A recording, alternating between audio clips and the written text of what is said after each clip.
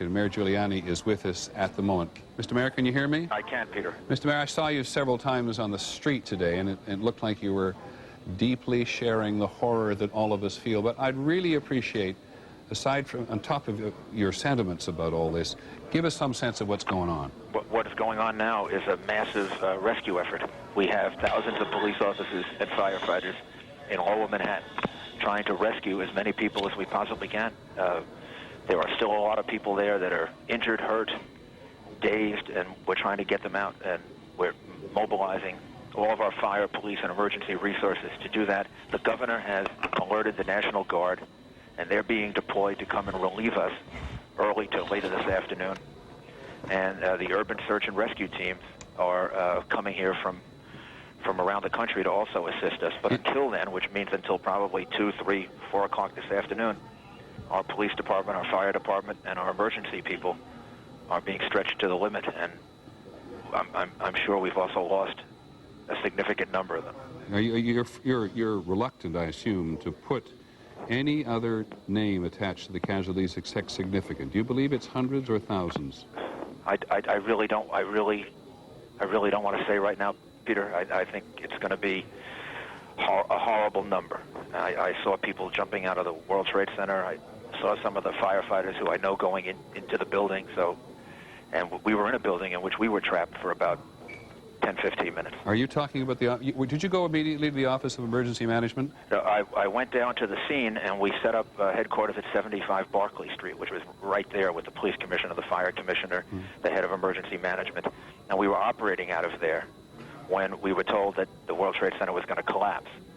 And it did collapse before we could actually get out of the building. So we were trapped in the building for 10, 15 minutes and finally found an exit and got out, walked north, and took a lot of people with us. My question is, the Office of Emergency Management headquarters, into which you put enormous effort for coordination in a disaster like this, has it been damaged? Is it still operating? It's gone? It's been damaged. I don't know how badly.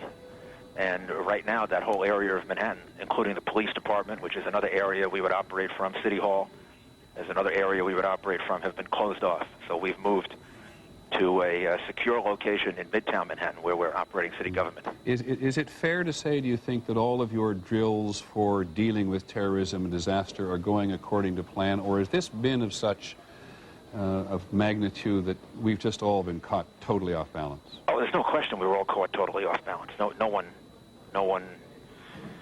one could possibly expect large airplanes to crash into the World Trade Center the way this happened. I think, having said that, as I watched what the police officers and the firefighters were doing, I think they're going to save the maximum number of lives you could possibly save in a situation like this. I mean, the emergency efforts that they've been going through over the last 2.5 hours are nothing short of inspiring. And when the National Guard comes in to say, did you say to take over or offer some relief, what can the National Guard do that you cannot do at a city level? Well, at this point, what they can do is relieve men who are going to be exhausted physically and emotionally. Now, just if you would, because I know how busy you are, just give us some sense of what you thought at the time about all this. I thought that I would never live to see anything like this.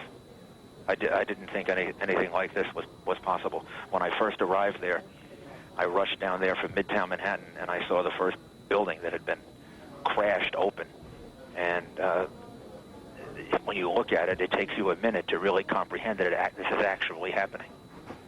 And to see people jumping from the top of the World Trade Center, I mean, I don't think I've ever had a nightmare that's worse than this. Mr. Mayor, one last question.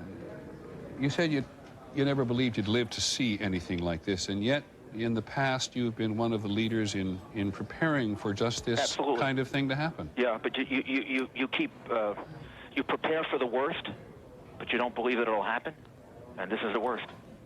And I can only say that I thank God for the police department and the fire department that we have, because this would be much, much worse. And I'm also very proud of the people of the city. We evacuated Lower Manhattan with literally thousands of people, walked along with them, and they conducted themselves really, really, really well. Well, I appreciate your time, sir. Thank you very much. Thank you very much for communicating all this.